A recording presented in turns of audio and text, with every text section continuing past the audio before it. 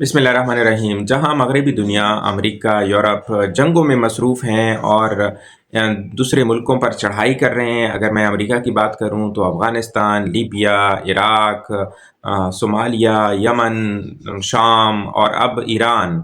और इसी तरह अगर यूरोप को देख लें तो रूस, यूक्रेन, इनके ख़िलाफ़ सारी महाज़राइयाँ शुरू हैं, जंगें शुरू हैं। और इसी वजह से शायद ये कहा जाता है कि अमेरिका का ज़वाल शुरू है। अगरचे दुनिया की सुपर पावर है, अगरचे बड़ी ताकत है, लेकिन इसके बावजूद अमेरिका का ज़वाल शुरू है। और चाइना है कि तरक्की पर तरक्की कर रहा है और तेज़ रफ्तार तरक्की कर रहा है। तो इस पर मैं आता हूँ कि चाइना का 2035 का मंसूबा या मिशन क्या है।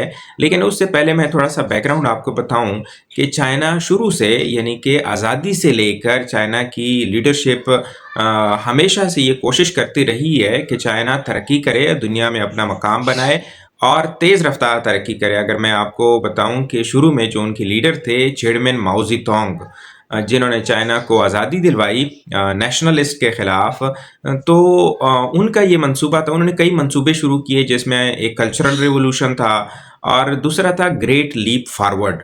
ये 1960 की शुरू की दहाई की बात है।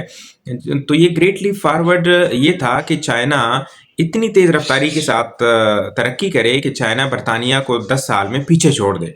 उस वक्त चाइना एक गरीब मुल्क था और बरतानिया एक बड़ी ताकत थी, लेकिन इसके बावजूद भी उनकी सोच ये थी कि चाइना में इतना पोटेंशियल है और चाइना इतनी तरक्की कर सकता है कि हम बरतानिया को 10-15 साल में पीछे छोड़ सकते हैं।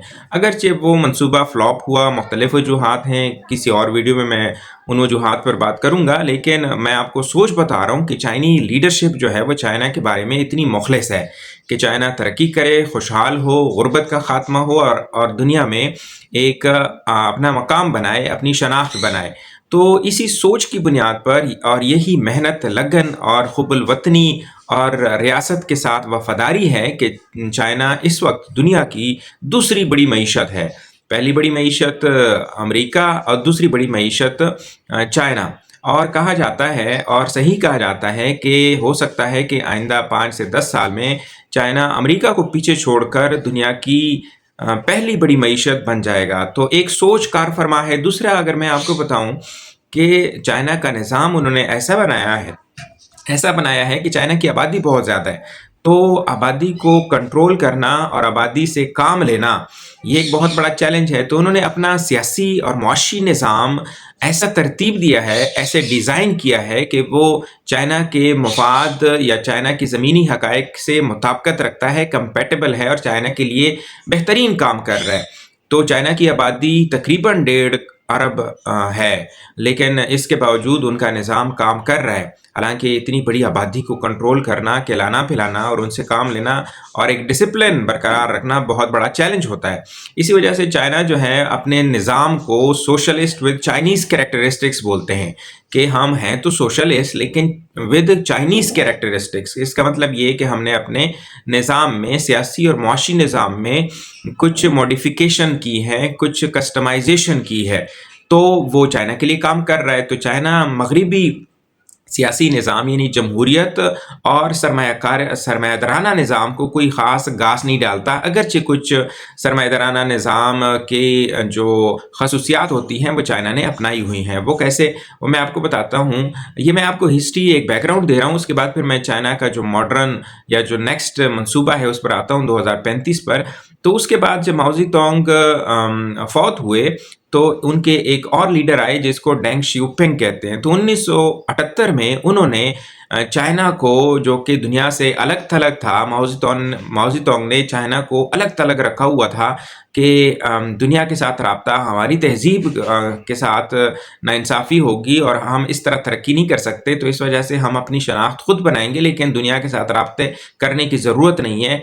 तो डेंग शियाओपिंग ने ओपन डोर पॉलिसी अपनाई और 4 मॉडर्नाइजेशन उनके थे कि हम चाइना को अगर हमने तरक्की देनी है हकीकत में, तो हमें चाइना की जो एग्रीकल्चरल सेक्टर है और जो इंडस्ट्री है और जो डिफेंस सेक्टर है और इसके अलावा टेक्नोलॉजी, तो ये 3-4 उनके सेक्टर्स उन्होंने आइडेंटिफाई किए کہ ہم جو زراعت ہے اس میں اسٹیٹ کی اجارہ کو کم کریں گے، لوگوں کو لیز پر زمین دیں گے اور پرائیویٹائزیشن کو پروموٹ کریں گے. تو جو کسان کے پاس زمین ہوگی اور جو وہ اگائے گا وہ اب خود ہی کنزیوم کرے گا، بجائے اس کے کہ وہ اسٹیٹ کو دے، ریاست کو دے. وہ خود جتنی اس کی ضرورت ہوگی وہ رکھ لے گا، باقی جتنی زیادہ ہوگی تو وہ بیچ سکے گا. اسی طرح انہوں نے ڈیفنس کو اوپن کیا، یعنی کہ باہر کی جو انویسٹمنٹ ہے، فورن ڈائریکٹ انویسٹمنٹ، اس کو انکریج کیا، اس کو ویلکم کیا اور پرائیویٹائزیشن کی طرف گئے، یعنی کہ دنیا کے ساتھ معاشی طور پر وہ لنک ہو گئے. اس کے بعد انہوں نے کہا کہ ہم نے اپنی ملٹری کو بھی ماڈرنائز کرنا ہے. تو بجائے اس کے کہ ہمارے پاس کئی لاکھ فوج ہو، ہمارے پاس ایک پروفیشنل فوج ہو اور اس کے پاس ماڈرن ویپنری ہو، یعنی کہ ہتھیار ہوں. تو ہم پروفیشنل آرمی بنائیں، بجائے اس کے کہ بڑی فوج ہو، اس میں بہت سارے لوگ ہوں لیکن وہ پروفیشنل نہ ہوں اور ان کے پاس ہتھیاروں کی بھی کمی ہو. تو یہ انہوں نے، اور اس کے بعد انہوں نے کہا کہ ہمیں اگر ترقی کرنی ہے تو ہمیں ٹیکنالوجی پر انویسٹمنٹ کرنی ہوگی اور اپنی یونیورسٹیز کو ٹاسک دینا ہوگا، ان کو بین الاقوامی جو اسٹینڈرڈ ہے اس کے مطابق ان کی کوالٹی پر توجہ دینی ہوگی. اگر میں آپ کو، جیسے میں نے آپ کو بتایا کہ وہاں پر ایک کلچرل ریولوشن ماؤ زی تونگ نے انٹروڈیوس کروایا تھا، اور وہ کلچرل ریولوشن یہ تھا کہ انہوں نے یونیورسٹیز کو تقریباً بین کر دیا تھا ریسرچ کے حوالے سے. تو ایک لٹل ریڈ بک ماؤ زی تونگ کی اپنی لکھی ہوئی کتاب تھی. بہت سارے یونیورسٹی ٹیچرز کو، اسکول ٹیچرز کو انہوں نے جیل میں بند کر دیا تھا اور سب کو یہ کہا تھا کہ آپ لوگوں کے پاس صرف ایک ہی کتاب ہونی چاہیے، اور وہ ہونی چاہیے دی لٹل ریڈ بک، جس میں ماؤ زی تونگ کی کچھ کہاوتیں تھیں، اس کو وہ رٹا لگاتے تھے. تو ٹیکنالوجی اور انوویشن اس کی طرف ان کی توجہ نہیں تھی. لیکن ڈینگ شیو پینگ نے یونیورسٹیز کو اوپن کیا ریسرچ کے لیے اور اس کو انکریج کیا، ایک ایسا ماحول بنایا جس کی وجہ سے آج اگر میں آپ کو بتاؤں کہ چائنا کی 1 درجن سے زائد یونیورسٹیز دنیا کی ٹاپ 200 یونیورسٹیز میں شمار کی جاتی ہیں، اور ٹاپ 500 میں ان کی 50 سے زائد یونیورسٹیز ہیں جو کہ شمار کی جاتی ہیں. اس کا اگر میں آپ کو آسان الفاظ میں بتاؤں تو پاکستان کی شاید 1 یا 2 یونیورسٹیز ہیں جو کہ دنیا کی 500 یونیورسٹیز میں اپنا مقام بناتی ہیں. تو چائنا کی 50 سے زائد ہیں، اور ہانگ کانگ کی، صرف ہانگ کانگ کی تقریباً 4 یونیورسٹیز ان میں شامل ہیں. تو چائنا کی ترقی کے پیچھے، جیسے میں نے آپ کو بتایا، کہ ایک اچھی سوچ، محنت، لگن، حب الوطنی اور یہ کہ اچھی پالیسیز اور ان کے نظام کا کام کرنا شامل ہے، سیاسی نظام کا بھی اور معاشی نظام کا بھی. کہ سیاست میں وہ سیاسی استحکام پر بہت زیادہ زور دیتے ہیں، میرٹ پر بہت زیادہ زور دیتے ہیں، احتساب پر بہت زیادہ زور دیتے ہیں. تو اب اگر آپ چائنا کے جو صدر ہیں شی جن پنگ کا ایجنڈا یہی ہے کہ ہم نے چائنا کو کرپشن فری کرنا ہے، اور سخت سے سخت احتساب کا عمل انہوں نے جاری رکھا ہوا ہے. تو جو بھی پکڑا جاتا ہے وہ سزا سے بچتا نہیں ہے. تو یہ چائنا کی ترقی کے کچھ راز ہیں. اور انہوں نے پھر 5 سالہ منصوبے 1953 میں شروع کیے. تو چائنا کا پہلا 5 سالہ منصوبہ جو تھا وہ 1953 سے 1957 کے درمیان انہوں نے شروع کیا. تو 5 سالہ منصوبہ یہ کہ ہم نے ایک مشن، ایک ٹارگیٹ 5 سال کے لیے رکھا ہوا ہے، تو اس کے لیے ہم محنت کریں گے. اس کو اچیو کرنے کے لیے پھر نیکسٹ 5 سالہ منصوبہ.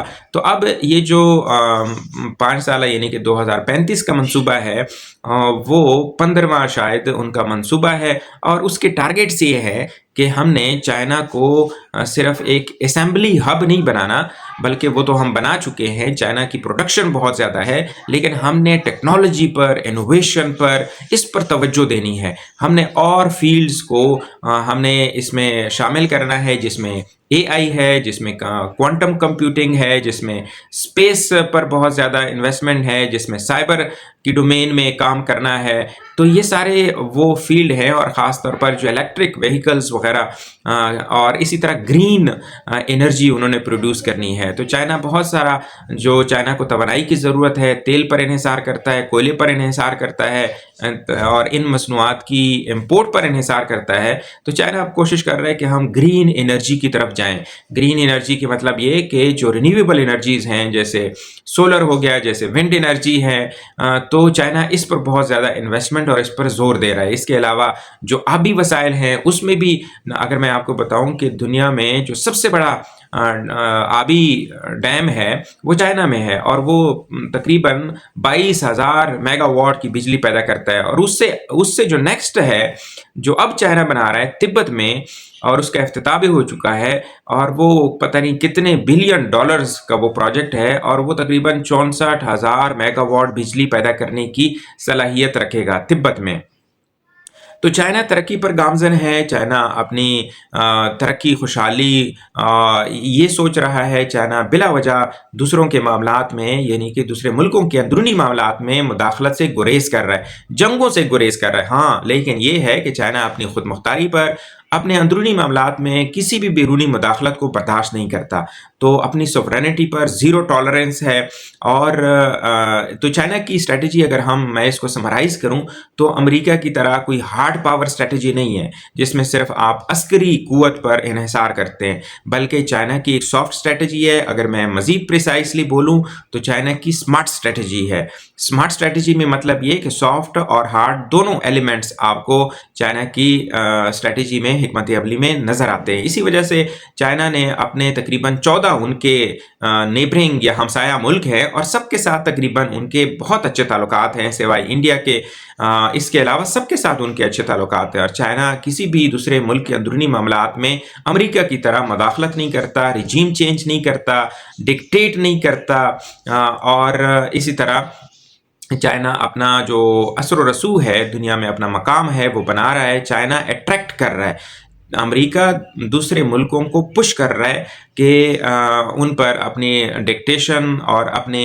اجارہ داری قائم کرنے کی اور ان کے اندرونی معاملات میں مداخلت کرنے کے ان کو اپنے خلاف کر رہا ہے، ایک ایک کر کے۔ جیسے میں اگر آپ کو مثال دوں تو یورپ بھی، جو کہ امریکہ کا ایک اتحادی ہوا کرتا تھا، اوورآل یورپ کے سب ممالک خصوصاً برطانیہ، فرانس، جرمنی، یہ ان کے بہت قریبی تعلقات تھے امریکہ کے ساتھ، کیونکہ ان کی ویلیوز اچھی ہیں، سیم ہیں، یہ ایک ہے، لبرل ورلڈ آرڈر کا حصہ ہیں، لیکن ان کے مفادات میں اب آپ کو لگتا ہے کہ تناؤ آ گیا ہے اور دوریاں بڑھ رہی ہیں، کیونکہ امریکہ کے کرتوت جو ہیں وہ یورپ کے مفادات کو سرو یا پروٹیکٹ نہیں کرتے۔